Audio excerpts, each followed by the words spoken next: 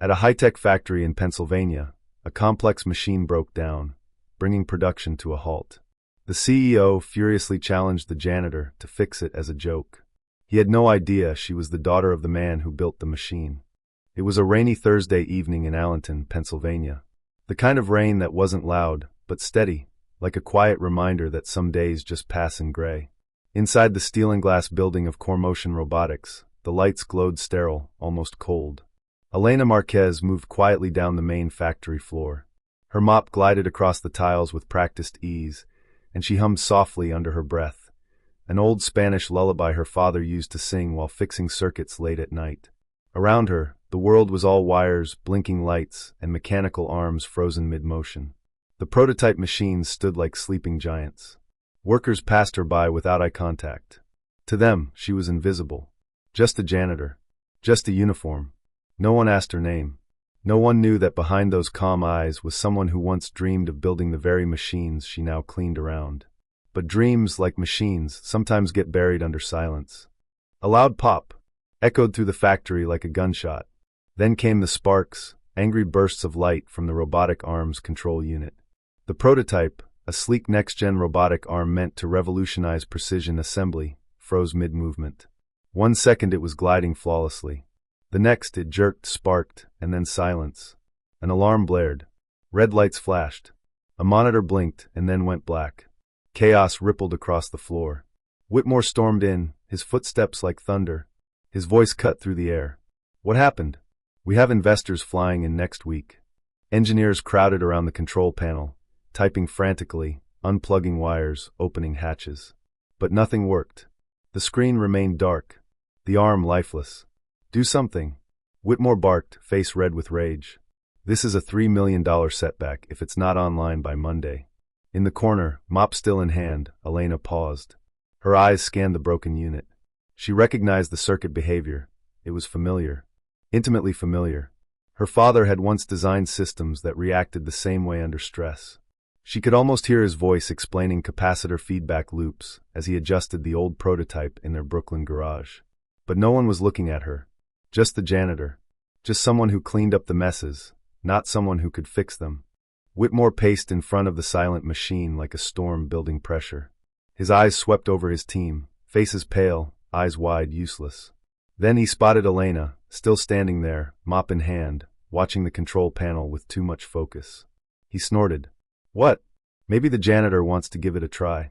Since our engineers seem to be on vacation today. Laughter broke out. Nervous, forced, bitter. One engineer chuckled louder than the rest. Maybe she'll fix it with the mop, he joked.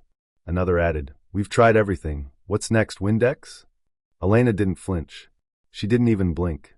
She just stepped a little closer to the control unit, her eyes scanning the charred edges of the fuse line, the flicker of an overloaded relay, details no one else was noticing. Her silence only irritated Whitmore further. I was joking, he sneered. This isn't a YouTube DIY moment. But Elena wasn't listening to him anymore. Her fingers tightened around the mop handle, but it wasn't from fear. It was from memory. The way her father had said, people will look at your hands and see a cleaner. But what they don't see is the fire you carry in your head. She wasn't here to prove anything. But she knew she could fix that machine. The factory was empty now. Silent, except for the soft hum of the backup lights and the occasional drip of rainwater sliding off the roof. Elena stood in front of the broken robotic arm, the same way one might stand before a sleeping giant. She looked up at it, not in fear, not in awe, but like someone greeting an old friend after many years. She set her mop aside and knelt down, wiping her hands on her faded work pants. Then, slowly, she opened the machine's side access panel. No hesitation. Her fingers moved with a quiet fluency, like a pianist rediscovering a long-forgotten melody. She traced the wiring, the burnt fuse, the pressure lines. Her hands remembered the logic before her mind even needed to. This wasn't just a machine. It was her childhood. It was her father's garage in El Paso, metal scraps on the floor, the smell of solder in the air, and a kind voice behind her saying, feel it, not just fix it. Elena wasn't trying to fix it tonight. She was listening. To the rhythm of the system. To what went wrong. And as the rain tapped against the factory's glass roof above her, her eyes glistened, not with frustration, but with something far deeper. Recognition. As Elena sits beside the idle machine, The hum of the factory fades, and memories begin to flood in like a quiet tide. We see a dimly lit garage in El Paso, Texas. A small girl, no older than 6, sits cross-legged on the floor, watching her father, Miguel Marquez, work on a tangle of wires and gears. Miguel was not just a mechanic. He was an engineer with fire in his eyes and patience in his voice. An immigrant from Mexico, he helped build the first-generation prototypes for CoreMotion, when the company was just a dream inside a dusty warehouse. Blueprints are just stories, he would say. But when you understand them, they talk to you. Elena learned to read blueprints before she ever learned to ride a bicycle. They spent hours together in that garage, surrounded by sketches, motors, bolts, and the smell of machine oil. Her small fingers tracing circuits, her big brown eyes wide with wonder. But life has its turning points. When Miguel got sick, stage 4 cancer, it came fast and brutal. Elena was 19. Her world, so full of dreams and numbers and possibilities, collapsed overnight. She dropped out of engineering school without hesitation. Her mother needed care. Bills needed paying. Elena took any job she could: warehouses, laundromats, night shifts. And when CoreMotion opened a janitorial position, it felt like a cruel circle. She returned, not as an engineer's daughter, not as a future innovator, but as a silent ghost in the halls her father once helped build. Yet even in that silence, the machines still remembered her. And so did her hands. The next morning, tension fills the factory like static in the air. The robotic arm sits motionless, its screen blank, lights dead. Engineers gather in hushed tones, avoiding Whitmore's glare. I say we contact the original designer. One of them murmurs. Marquez, right? Another nods. But he passed away years ago. Whitmore crosses his arms, jaw tight. Then figure it out. I'm not paying a team of professionals to stand around. In the silence that follows, a quiet voice rises, measured, steady. I'd like to try something. Heads turn. Elena steps forward from the edges of the group. She's still in her janitor's uniform, mop handle resting against the wall. Her voice isn't loud, but it cuts through the room like a spark in dry air. Whitmore raises an eyebrow, clearly unimpressed. You? Elena nods. I used to watch my father build this system, when I was a kid. A pause. Whitmore squints. Your father? Miguel Marquez. The room stills. Even the most senior engineer stiffens, recognizing the name as if it belonged in textbooks. They whisper. Eyes flick to her with a mixture of disbelief and curiosity. Whitmore doesn't like being surprised. So you think you can fix what my engineers can't? Elena shrugs softly. I just want to understand what went wrong. Another silence. But this one is different. Then Whitmore, arms still crossed, steps aside just slightly. A gesture, reluctant but real. Fine, he says. You have 10 minutes. You're not qualified, Whitmore snaps, his voice sharp enough to cut steel. Elena doesn't flinch. She meets his eyes and nods calmly. You're right, she says. I don't have a degree. I don't have the title. But I have something else. I watched this system breathe its first breath in my father's hands. A hush falls. Someone at the back, a younger engineer, whispers, Wait, did she say Marquez? Another replies, Miguel Marquez? Whitmore stiffens, his posture faltering just slightly. Elena steps toward the console, eyes scanning the wiring schematic on the monitor. Her hands hover just above the controls, not trembling, but steady, purposeful. My father didn't just help design this machine, she says softly. He was the mind behind the neural control module, the part that makes the arm adapt like a human limb. We spent summers in the garage while he fine-tuned the early prototypes. I learned by watching, by listening. There's a flicker of recognition in one older engineer's eyes. He nods slowly, remembering Miguel's quiet brilliance. A few others exchange glances. Doubt is being replaced by possibility. Whitmore clenches his jaw. Even if it's true, that doesn't mean you can fix it. No, Elena agrees, it doesn't. Then, gently, she touches the console and begins typing, fingers dancing across the interface like she's playing an old melody only she remembers. Silence. Everyone watches. One line of code. 2. A light flickers on the robotic arm. Something is happening. For a long moment, no one speaks. Then Whitmore crosses his arms, his voice clipped. Fine. You've got 5 minutes. Impress me. Elena doesn't respond. She simply kneels beside the open access panel. Her eyes trace the wiring like following an old path in the woods. She doesn't hesitate, she knows it by heart. One by one, she reroutes 3 misaligned power nodes. Her fingers are steady, intuitive. She removes a blown-out fuse, replaces it from a small pouch tucked in her pocket. Clearly something she brought herself, just in case. She opens the terminal. The screen lights up. Lines of code cascade.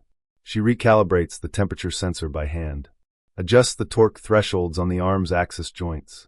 It's like watching a sculptor return to a forgotten masterpiece. The room is still. Nobody moves. Nobody breathes. And then, the robotic arm jolts once, then moves. Smoothly. Naturally. It extends, flexes, rotates 180 degrees with precision and fluidity. The hum returns, a low, stable vibration that had been missing for days. 10 minutes haven't even passed. No one claps. No one cheers. Just silence. Mouth slightly open. Eyes wide. Elena stands slowly, brushes the dust from her uniform, and says, quietly, almost apologetically, "It was never broken. It just needed to be understood." Whitmore blinks. Something inside him shifts. For the first time, he looks at Elena, not as a janitor, not even as a challenge to his authority, but as someone significant. The silence stretches, heavy like the weight of pride collapsing under truth. Whitmore, still standing by the glass panel, stares at the machine, now alive, now obedient, then slowly turns his gaze to Elena. There is no arrogance left in his eyes. Just confusion, and something almost like regret. He clears his throat, voice quieter than before. "Why didn't you say who you were?" Elena looks at him. Not with bitterness. Not with triumph. Just calm honesty. "Because you never asked," she says softly. "And I didn't think I needed a name to be worth listening to." Her words cut cleaner than any blade. They don't shout. They don't accuse. But they land sharp, undeniable. All around her, the engineers and techs who once chuckled now stand with downcast eyes. Some shift awkwardly. Others look at her as if seeing her for the first time. A young technician whispers to his colleague, "She really is Miguel's daughter." Whitmore's lips press into a line. His pride stings. But deeper than that, he feels something thawing. A realization. Brilliance doesn't always wear a badge. Wisdom doesn't always have a title. He exhales slowly. Looks at Elena again. Not past her. Not through her. At her. "Then maybe," he says with effort, "it's time we started asking." Word spreads quickly through the halls of CoreMotion Robotics. Elena's quiet courage becomes the story whispered in break rooms and typed in group chats. Some engineers sit in stunned silence, humbled by her expertise that no diploma could capture. Others avoid eye contact, the sting of their earlier judgment still fresh. The HR team, once indifferent, now approaches Elena with new respect and an offer she never expected. A chance to lead a training pathway designed to amplify underrepresented voices in engineering. Amid the shifting currents, Whitmore calls Elena into his office. The man who once mocked her now wears a quieter, more reflective demeanor. He doesn't start with an apology. Instead, his voice is steady, purposeful. "We need leaders who can see beyond resumes and titles. I want you to lead our new mentorship program, for those like you, with talent often overlooked." Elena listens, feeling a complex mix of surprise, cautious hope, and a spark of vindication. This moment marks a turning point, not just for her, but for the whole company. Whitmore extends his hand, not as a boss demanding compliance, but as someone recognizing a rightful partner. The room feels charged, not with tension but with possibility. For Elena, this is no longer just about fixing machines. It's about breaking barriers, rewriting stories, and finally being heard. Months have passed. The hum of the factory feels different, charged with a new energy. Elena no longer wears the janitor's coveralls. Instead, she stands confidently on stage at a packed tech conference, bathed in the glow of spotlights. Before the crowd, she unveils a redesign of the robotic arm, a blueprint inspired by her father's original sketches, now refined with her own insights and improvements. The audience watches in awe as Elena walks them through the journey, from a dusty workshop in Allenton to this moment of innovation and recognition. Whitmore steps up to the microphone, a rare smile softening his usual stern expression. "This company was built by minds like Miguel Marquez and kept alive by hearts like his daughters," he says, voice thick with respect and a hint of pride. Elena's eyes glisten, not just with pride, but with the weight of a story finally told. She isn't just a janitor anymore. She's a creator, a leader, a symbol of resilience. The applause swells, not just for her skill, but for the triumph of spirit over circumstance. In that moment, The crowd isn't just witnessing a new design, they're witnessing a legacy reborn. As the conference nears its end, Elena steps forward one last time. Her voice is calm, steady, carrying the weight of years unspoken, dreams deferred, and a legacy waiting to be claimed. "Don't underestimate the quiet ones," she says softly, eyes scanning the crowd. "They may be carrying the legacy of something much greater than you can imagine." The room falls silent, hanging on every word. Backstage, away from the spotlight, Elena pulls out a worn photograph. Her father's smiling face, the man who once breathed life into these machines. She touches the photo gently, a small smile curving her lips. Quiet, yet filled with pride. In that moment, her journey feels complete, not just as a redemption, but as a beacon for those who feel unseen. Her voice, though soft, echoes far beyond the conference hall. A reminder, true strength is often silent, and greatness can come from the most unexpected places. Not everyone with greatness wears a title. Some carry it in their silence, their resilience, and their story. Sometimes, the quietest voices hold the deepest power. If you've ever been overlooked because of your job, your background, or your silence, this story is for you. Subscribe to Silent Worth to hear more powerful stories of unexpected strength and quiet brilliance. Let these stories remind you, your worth is real, even when no one's watching.